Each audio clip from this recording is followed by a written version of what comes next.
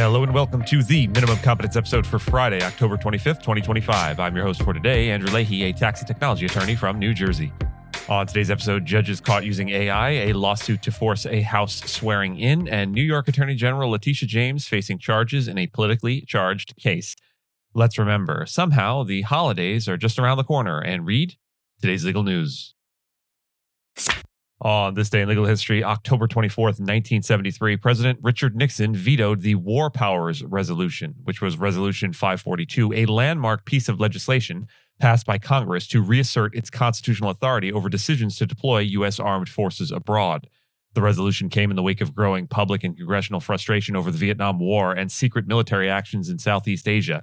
The law required the president to notify Congress within 48 hours of deploying troops and prohibited armed forces from remaining in conflict for more than 60 days without congressional authorization. Nixon, in a written veto message, declared the measure unconstitutional and dangerous, arguing that it infringed on the president's Article II powers as commander-in-chief. Despite Nixon's objections, Congress overrode the veto on November 7th of 1973 with bipartisan support, thereby enacting the War Powers Resolution into law. This override marked a rare and forceful assertion of legislative authority over foreign military engagements. The resolution aimed to correct what many in Congress saw as decades of executive overreach in matters of war and peace. However, its constitutional legitimacy had remained contested. Presidents from both parties have often complied only in part or ignored it altogether, asserting that the resolution unlawfully limits executive authority. While the War Powers Resolution was intended to prevent unilateral military action, it has had limited practical effect in restraining presidents from engaging in hostilities without express congressional approval. Legal scholars continue to debate its enforceability and the constitutional balance it attempts to strike. The 1973 veto and subsequent override encapsulate enduring tensions between the executive and legislative branches over control of U.S. military power. Two federal judges, Julian Niels of New Jersey and Henry Wingate of Mississippi, recently admitted that erroneous rulings issued from their chambers were the result of law clerks or interns improperly using AI tools. The judges revealed in letters to the Administrative Office of the U.S. Courts that the flawed opinions contained fictitious citations or parties due to unvetted generative AI research. Judge Niels said a law school intern used ChatGPT, which led to non-existent case quotes in a June 30th order, violating his chamber's unwritten policy against AI use. He has since formalized that policy. Judge Wingate reported that a law clerk used Perplexity AI to help draft a July 20th restraining order which contained completely inaccurate case details. He acknowledged the draft, quote, should have never been docketed, and is now requiring dual reviews of all drafts and hard copy verification of cited cases. Legal scholars were critical of the situation, arguing that the use of AI does not relieve judges of their duty to verify citations and legal reasoning. Professors Stephen Gillers and Bruce Green, speaking to Bloomberg Law, both questioned how such oversights could occur and whether this reflects a broader trend of judges signing off on unverified drafts. Senator Chuck Grassley, who initiated an inquiry into the incidents, urged the judiciary to develop robust AI policies to prevent similar breakdowns in judicial accuracy. Interim guidance from the Administrative Office of the U.S. Courts now cautions against using AI for core judicial tasks and emphasizes user accountability. Representative-elect Adelita Grijalva, a Democrat from Arizona, has filed a lawsuit seeking to compel the House of Representatives to officially swear her in, and the case has been assigned to Judge Trevor N. McFadden, a Trump-appointed federal judge in Washington, D.C.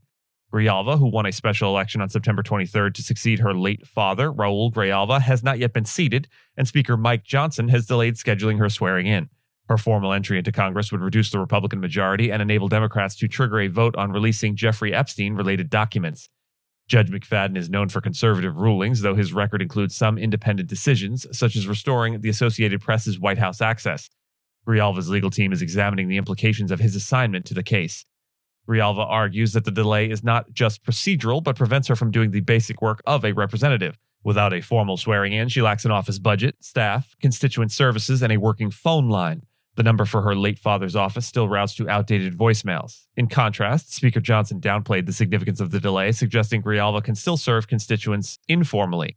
The case, Arizona v. House of Representatives, now centers not only on procedural norms, but also on the balance of political power in a narrowly divided House.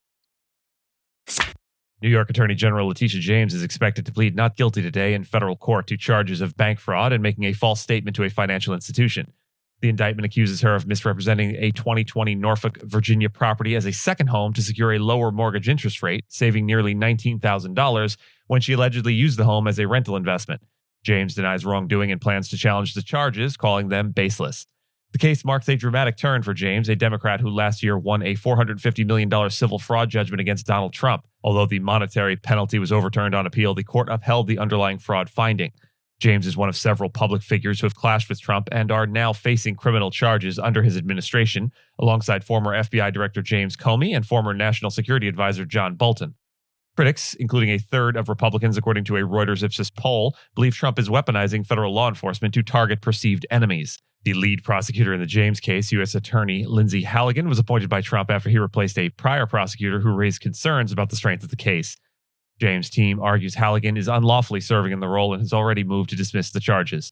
The case will be heard by U.S. District Judge Jamar Walker, a Biden appointee. And with that, and as always, I thank you so much for listening to Minimum Competence, your daily news podcast for lawyers. If you're looking for more than Minimum Competence, links to further reading on all the topics touched on today are in the show notes.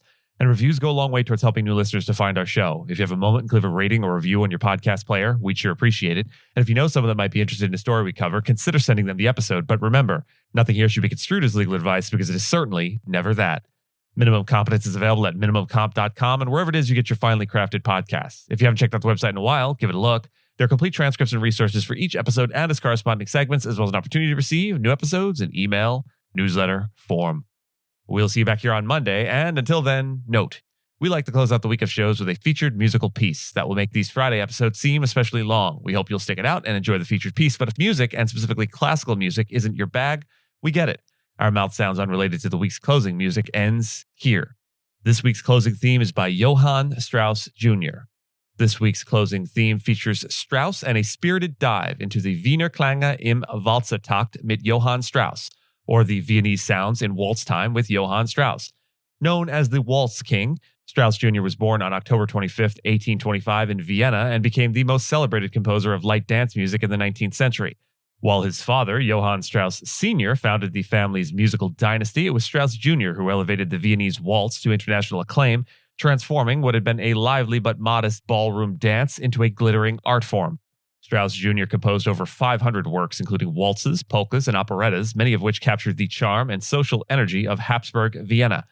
His most famous pieces, like the Blue Danube, Tales from the Vienna Woods, and Vienna Blood, remain fixtures in concert halls and New Year's galas to this day.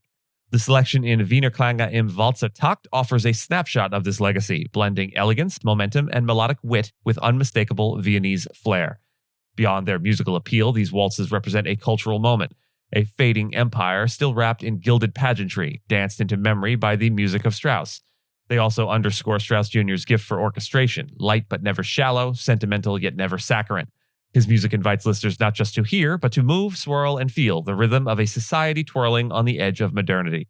As we close this week, let the shimmering 3/4 time of Johann Strauss Jr. remind us of both the power of beauty and the politics of public joy. In the same way his music bridged popular entertainment and sophisticated art, so too does this moment ask us to consider how culture can move between courts, crowds, and chambers alike. Without further ado, Viennese sounds in waltz time with Johann Strauss. The first movement, enjoy.